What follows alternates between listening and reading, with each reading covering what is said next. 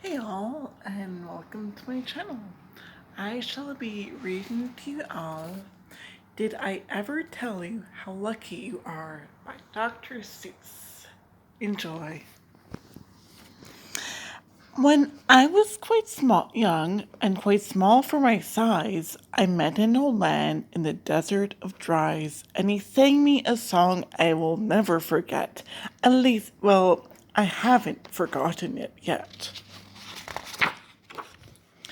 He sat in a terribly prickly place, but he sang with a sunny, sweet smile on his face. When you think things are bad, when you feel sour and blue, when you start to get mad, you should do what I do. Just tell yourself, Ducky, you are really quite lucky. Some people are much more. Oh, ever so much more, oh muchy, much more unlucky than you. Be glad you don't work on a bungle bug bridge that they're building across Boo Bear Bay Hat Hum Bridge. It's a troublesome world, and all the people who are in it are troubled with troubles almost every minute. You ought to be thankful a whole heaping lot for the places and people we're lucky we're not. Just suppose, for example, you live in Gazat and got caught in that traffic on Zat Highway 8. Oh yeah, they quite the traffic.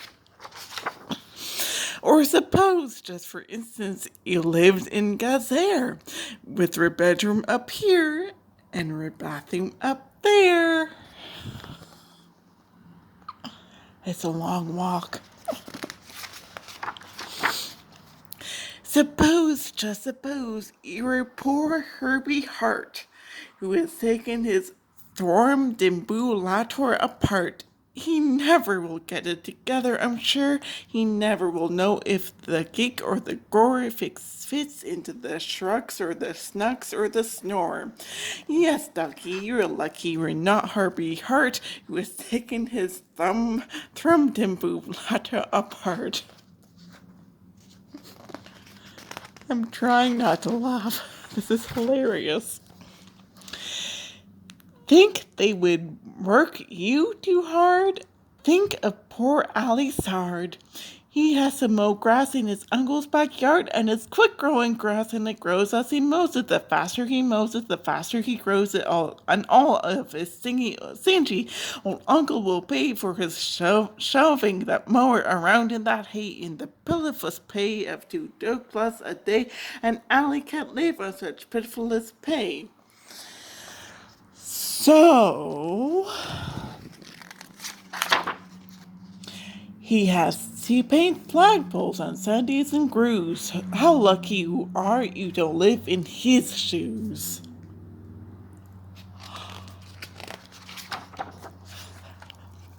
And poor Mr. Bix every morning at 6, poor Mr. Bix has his boyfriend to fix. It doesn't seem fair, it doesn't seem just right, but his boyfriend just seems to go slump every night. He slumps in a heap, sadly needing repair. Bix figures it due to a local night air. It takes him all day to unslump it, and then the night air comes back and it slumps once again. So don't you feel blue. Don't get down in the dumps. We're lucky you don't have a boyfriend that slumps.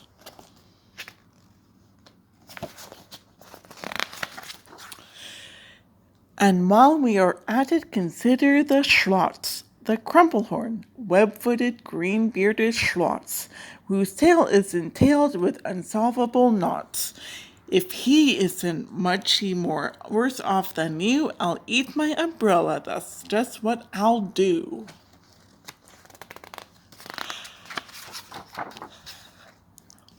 And you're lucky indeed you don't ride on a camel. To ride on a camel, you sit on a wamel. A wamel, you know, is a sort of a saddle held on a button that's known as a faddle. And boy, if your old wild faddle gets loose, I'm telling you, Ducky, you're gone like a goose.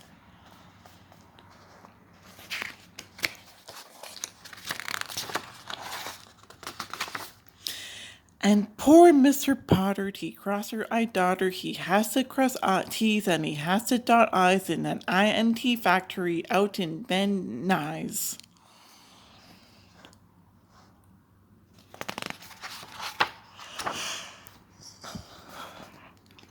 Oh, the jobs people work at are out west near Hatchwatch. There's a Hatchwatch bee watcher. His job as a watch is to keep both his eyes on the lazy town bee, a bee that is watchful will work harder, you see. Well, he watched and he watched, but in spite of his watch, that bee didn't work hard any harder. Not much. So then somebody said, our old bee watching man just isn't bee watching as hard as he can. He ought to be watched by another watcher. That thing that we need is a bee watcher. Well,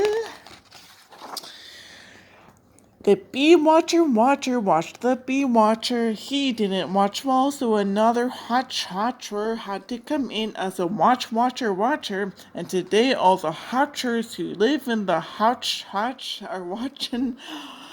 are on watching the watcher who's watching the bee. You're not a watcher, you're lucky, you see.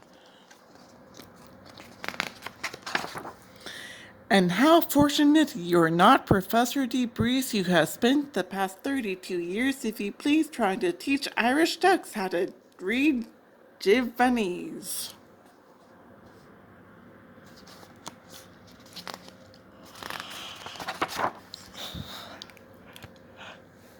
And think of the poor puffing Pooglehorn players who have to parade down the Pooglehorn stairs every morning to wake up the Prince of Broken. It's awful how often their Poogles get broken.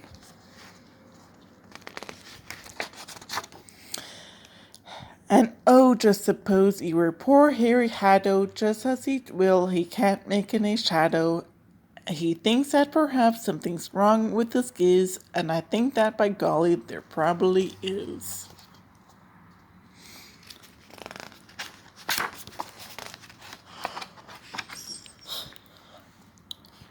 And the brothers Bazoo, the poor brothers Bazoo, suppose your hair grew like theirs happened to do. You'd think you're unlucky, I'm telling you, ducky, some people are muchy, oh, ever so muchy more unlucky than you. And suppose that you lived in that forest in France where the average young person just hasn't a chance to escape from the perilous pants-eating plants, but your pants are safe for a fortunate guy and you ought to be shouting how lucky I am. How lucky am I? And speaking of plants, you should be greatly gladish. We're not Farmer Falkenberg's 17th radish.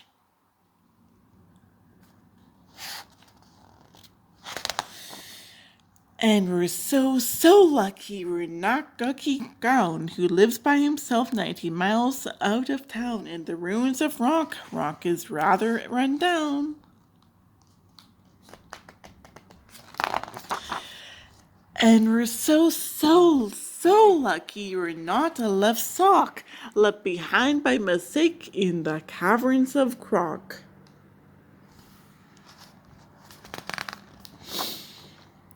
Thank goodness for all the things you are not. Thank goodness for it's not something someone forgot and left all alone in some punkerish place like a rusty tin coat hanger hanging in space. That's why I say ducky, don't grumble, don't stew. Some critters are much, oh, ever so much, so much more unlucky than you. The end.